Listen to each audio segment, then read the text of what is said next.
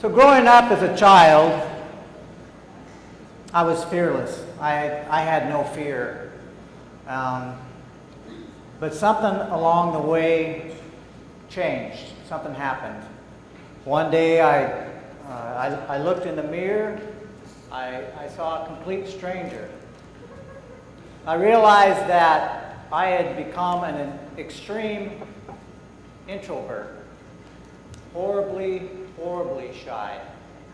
You know, like many of you, I've struggled with confidence. I've struggled with self-esteem. There was a time when if I knew that I had to talk to more than a couple of people at a time, anxiety would overcome me. I mean, it would grip me and I would be terrified. I remember going to a high school basketball game, and I would have to stand off to the side, out of sight, until I built up enough courage to walk across that auditorium floor and up those bleachers, because I knew everybody in that auditorium was going to lose interest in that basketball game, and all of their attention was going to be focused on me, looking at me, judging me. As an adult, I would go to a grocery store, and I would purposely avoid walking in front of the checkout stand. Why?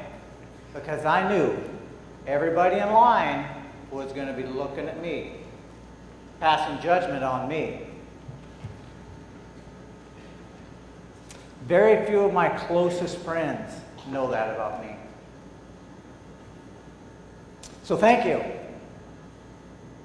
It is good to be here with you again as your executive director.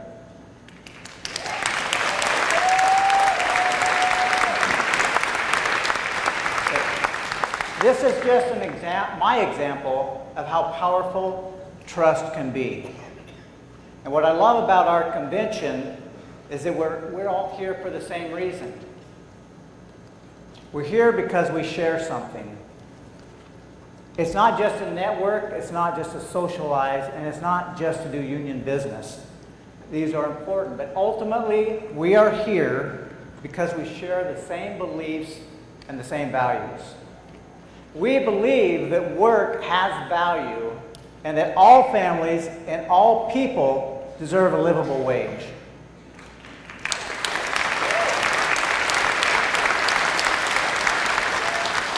You know, we come from all walks of life. We do different jobs. We navigate the world through different lenses with different obstacles.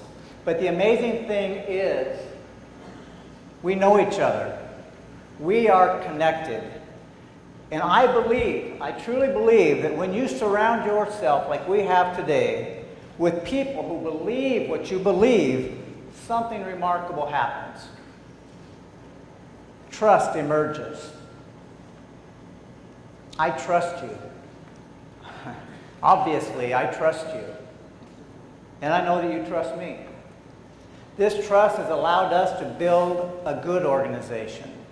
Since 1948, our union has fought many battles, we've had many campaigns, we've faced cuts, and we've come out stronger than ever before. But in this world that we are facing, good isn't enough. The next 3 years will test us. We really need to hold tight to this connection between us and trust that all of us, the visionaries of this organization, will take us from good to great. The fact that I'm standing before you, before nearly 600 people today, is proof that when you surround yourselves with people who share the same vision, who believe what you believe, share a mutual trust, and who share same core values, we can overcome any obstacle.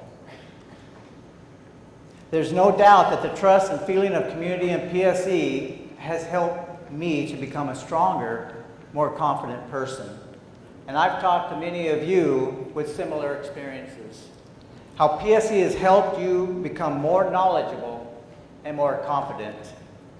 We must continue to trust one another as we face our future. Now, I said a moment ago, I am not satisfied, and you should not be either, with just being a good union. I want us to be great. How do we go from good to great? It starts with leaders like all of you, humble, ambitious, but not for yourself, but for PSE.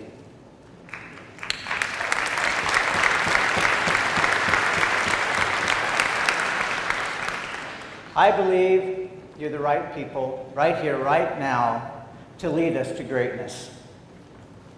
Together, we are not afraid to confront the brutal facts. And this is the first step to becoming great. You see, it is not possible to make good decision after good decision if you at first do not understand the truth of your situation. But just as important is having faith that you will prevail. We always have. We have a wealth of talent in this union. Just look around the room.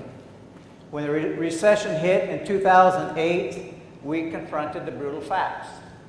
We took necessary steps, and as many other organizations suffered through, we came out of that recession with more members, more resources, and more discipline to meet the challenges ahead.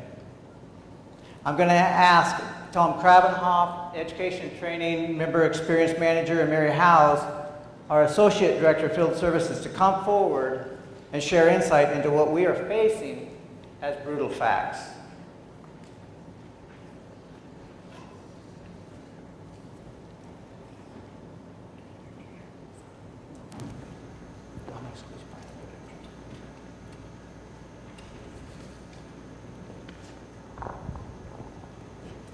So there's a court case at the Supreme Court that is called Janus. Janus just happens to be the last name of the individual that decided that they shouldn't have to pay union dues. So that's why it's called the Janus Case. But in ancient Roman myth, Janus is the god of beginnings and endings, of transition from the past to the future. He is usually depicted as having two faces looking in opposite directions, since he looks to both the future and the past at the same time. 2017 and 18 will be known as a period of transition in the history of the modern-day labor movement, where we look back at all the lifestyle, wage, and benefit and security gains that generations of union workers, our fathers and mothers, grandfathers and grandmothers, great-grandfathers and great-grandmothers, that they bargained for, that they struggled for, that they fought for, and in some cases died for. By next spring, Janus is likely to make the entire country right to work, or more accurately, membership optional. That means that new hires, your coworkers, and each and every one of you will need to decide whether to pay dues or not, and if not, to force those who want a union to pay the cost alone. What will be your choice? Think about it. The day is coming when each of you will be asked to decide, and it will come sooner than you think. Don't be caught off guard. Think about it. How will you choose? Looking to the future after the Janus court decision, what can you expect? It depends, and friend, it depends on you and PSC members across the state like you. In some cases where middle-class workers are already living under these conditions, a lot of union members decide to stop paying union dues. You want me to repeat that? Large percentages of union members decide not to pay dues. When given the choice, what will be your choice? So what happens when large numbers of union members stop paying union dues because they are given the choice? Here's what's happened in states where workers fail to stand strong together, educate their members, and fight back. Elimination of nearly all collective bargaining rights. Higher cost sharing or elimination of employee health care. elimination of pension options or reduction in benefits that you work for, elimination of job applicant exams to allow favoritism in hiring, increasing probation periods up to 2 years, quadrupling the time managers can fire new hires, repeal of prevailing wages, making it harder for unions who pay workers living wages to win those government contracts, $1,500 to $3,000 less in wages a year.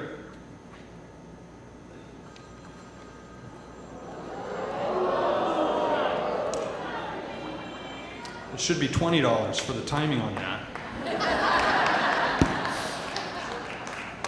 By some estimates, 6 people lose their job for every $1 million in wage cuts. That often means fighting for a lower paying job or going on unemployment and other public assistance. That increases the state budget deficits. Other things are put at risk: shift differential pay, callback pay, schedule change notification, seniority rights for getting those extra hours or those extra trips, overtime pay, longevity pay. Did I mention paid vacation, paid holidays, paid sick days? Those are all at risk. The list goes on. Look at your contracts. Every line of it is on the line. Everything that your collective bargaining agreement guarantees you is at risk. Everything that you depend on in your contract to provide you due process and dignity, to provide for yourself, your family, and those that depend on you. Everything is on the line. What will be your decision? What will you choose? Mary's now going to introduce you to how this future looks through the eyes of a member.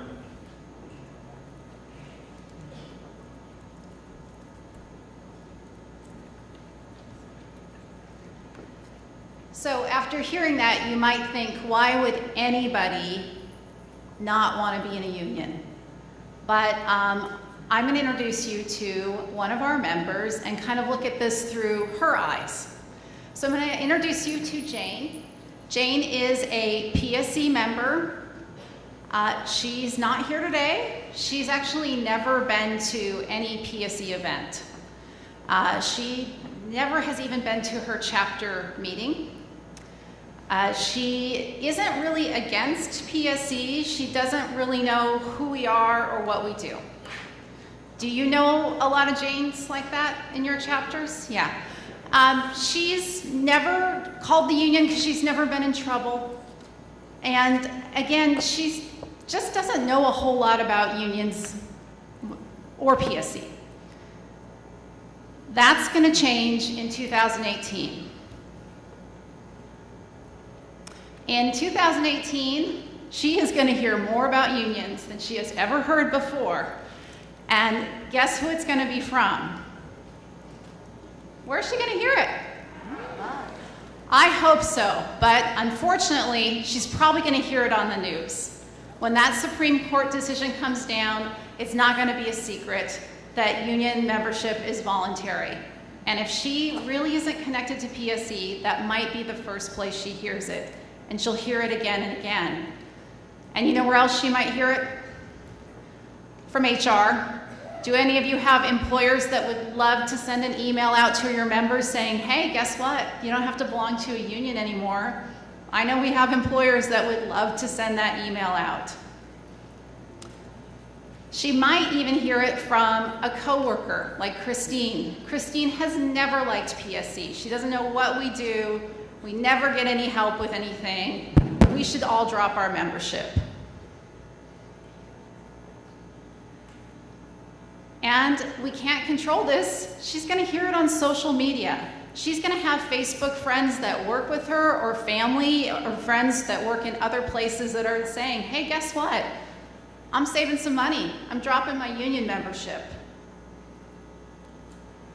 And you can guarantee that her boss is going to tell her about it. I mean, her boss is going to say, you know, Jane, you're a great employee. You don't need a union. I'm going to take care of you. It's a tough budget year. We're not going to be able to give you a raise, but you know how you could give yourself a raise? Just drop your union membership. And she might think, you know, he's got a point. I've never need anyone. She's definitely going to hear from the Freedom Foundation.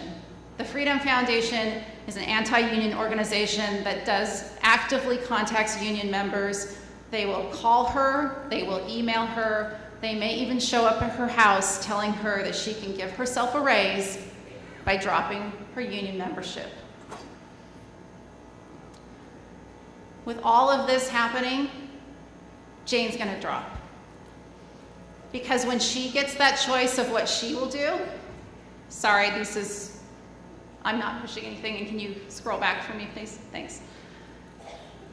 Jane will drop because instead of asking herself, does she want to be part of a union, all she's thinking is, do I want to save $35 a month?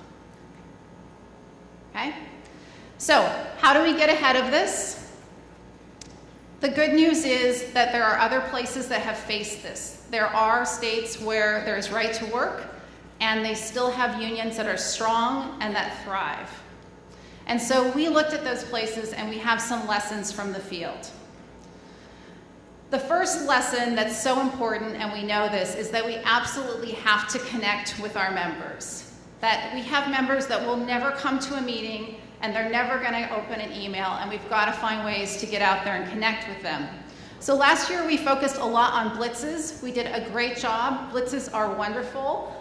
If anybody in here participated in the blitz, you can raise your hand. Thank you very, very much. They were fun. So for those of you that don't know what a blitz is, what we did is we took teams of member volunteers and we went out to a chapter and we tried to visit as many members as possible and sit down and have one-on-one or two-on-one conversations with them.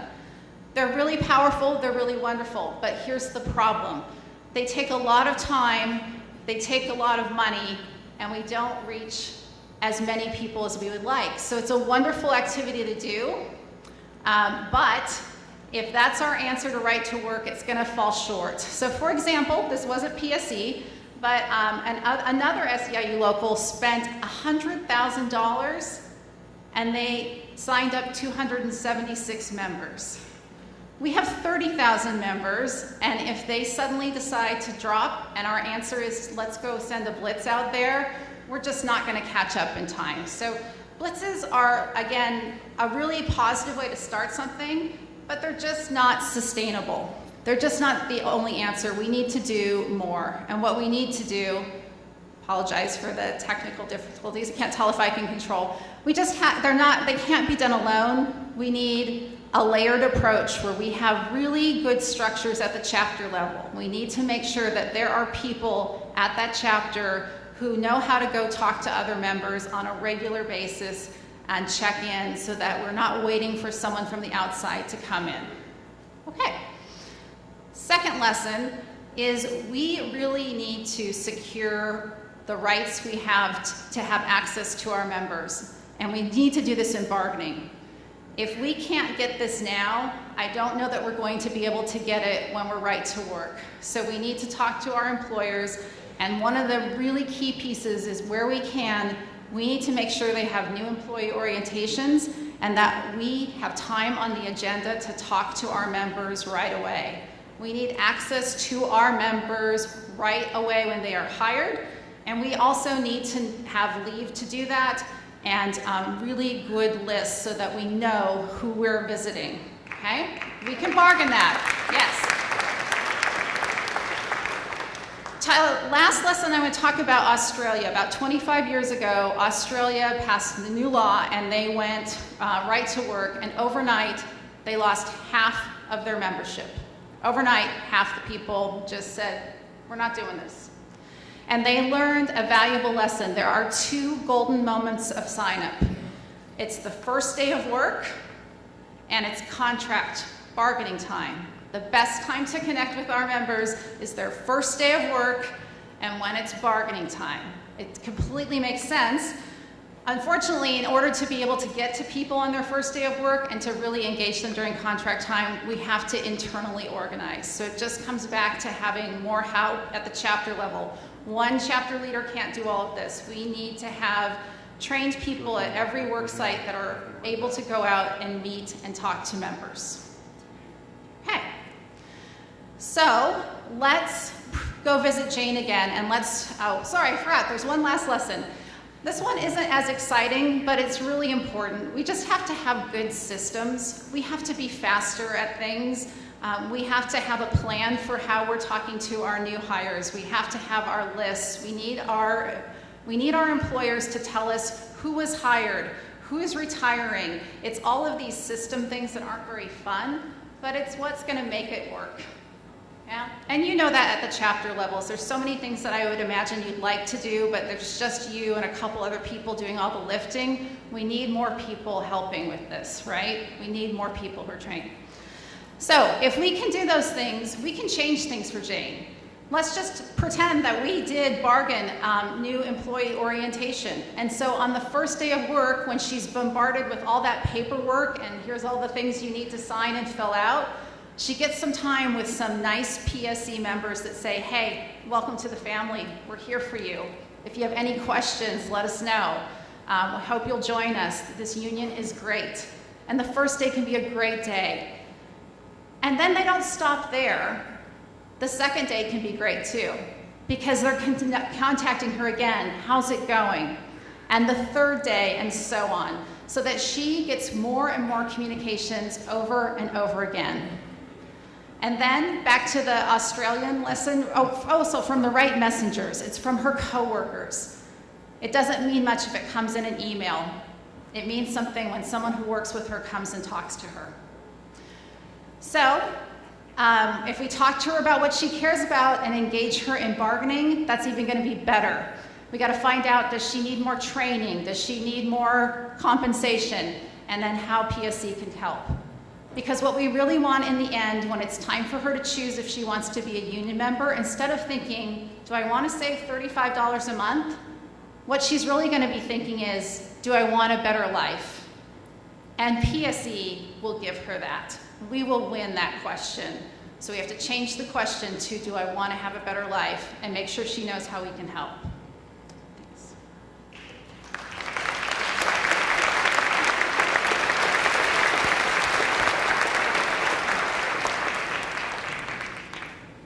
Thank you, Mary and Tom. So this isn't the last fight we will face. This is just the next fight. We've prevailed for decades because we know that we will prevail. We don't guess, we don't hope, we know this union will prevail by going from good to great. The Greek parable about the hedgehog states that the fox knows many things, but the hedgehog knows one big thing. The fox tries all his possible tricks that he knows in order to catch this hedgehog. He plays dead, he chases it, he sneaks up on it, but every time he fails. The hedgehog outsmarts the fox every time by doing one very simple thing. It rolls up into a ball and it exposes its spikes. In our context, the Fox is an organization that pursues many separate goals and ideas at the same time. As a result, the strategies and the thoughts are often scattered and they struggle to focus. However, an organization that acts like a hedgehog will simplify the work into a single vision to focus on. For us, it looks like this. This is called the Hedgehog Concept. What you're looking at, the top circle obviously is what you're passionate about. What we're passionate about is finding a better way, a better life for our members. Bottom left to me is what you're best at, and it's what you're better than anybody in the world at, but it's also recognizing what you're not. Okay, we can't focus on things that we cannot be the best at. The economic driver is obvious. The center, when those all come together, our hedgehog is the member experience. I was talking to Cheryl from Western Washington University yesterday, And she was describing to me what customer service looks like in her chapter. Now, customer service in the private world would be what we talk about as a member experience in our world. And what I want to point out that the member experience will not be a department in PSE. It will be a philosophy from the executive director to the most recent hire. We will become more member obsessed. Through a single focus on member experience, PSE will clearly and convincingly demonstrate membership has a measurable value, enriching lives and raising the standard of living for families. Learning to focus on a single powerful purpose will require discipline. If it doesn't contribute to the member experience in a meaningful way, we don't do it. I believe if we lack the discipline to stay focused on this common goal, we will most certainly fail. So how do we stay disciplined? I challenge all of us, including you, to apply extreme focus on the member experience. We have to embrace technology and transform our union to meet the expectations of our members, providing personalized, real-time experiences that keeps us connected and make us stronger. We're moving forward with momentum, but we need more members, as Mary said, moving in the same direction to transform and protect our union. We need all 30,000 members pushing one unified direction. Just imagine the momentum that we would have. So I talked last year about the member experience, about how we were going to find out what's important to you and why unions are relevant. We talked about discovery and alignment and implementation. And what we learned and know to be the truth really disturbs me.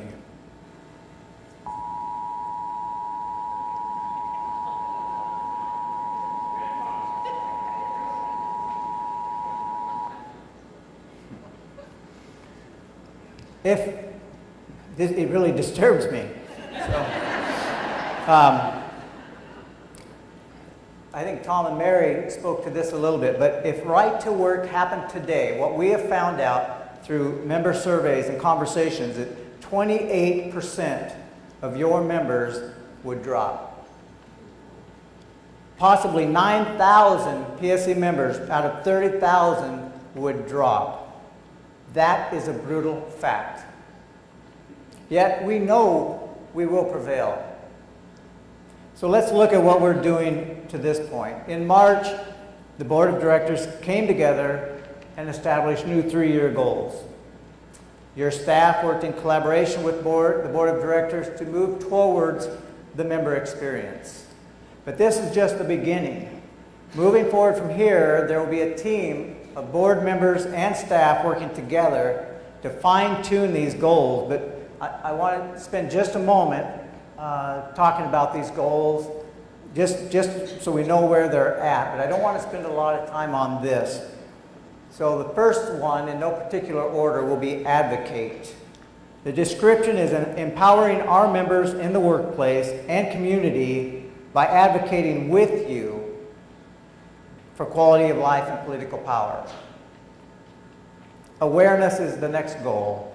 Increase the value of PSE membership through branding, recognition, and education of our members as public, legislators, media, and our employers. So I believe we've been successful in raising the awareness of member contributions at work and in communities, but it must be part of our hedgehog. We will focus on the awareness. Educate is the next goal. We will invest in a comprehensive adult learning program that will grow occupational skills and knowledge, union leadership, personal development, and personal enrichment of our members. How many of you remember Leadership Academy? Quite a few graduates here, I'm sure. Starting this fall, we'll be bringing back regional leadership academies to help our members. But just as important, I believe, is we're going to be bringing back classes on personal enrichment. I think it's really important because there's a large group of our members that maybe they're not ready to be union leaders yet, but we still need to provide them trainings so that we become relevant to them also. The next one is membership value. We'll be providing innovative programs that guarantee all members know why they should belong. And in my opinion, we have failed to bring true value of membership to our 30,000 members and to educate them on the true value of belonging to PSE. This must change.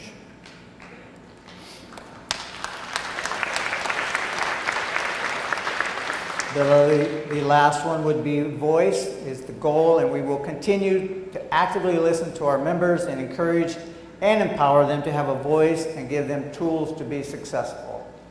As Charlotte says often, that we will continue to listen to you, otherwise we will not know what you want. So these goals that the Board of Directors have outlined will best position us for the next 3 years, but as I draw my remarks to a close, I want to go back to trust.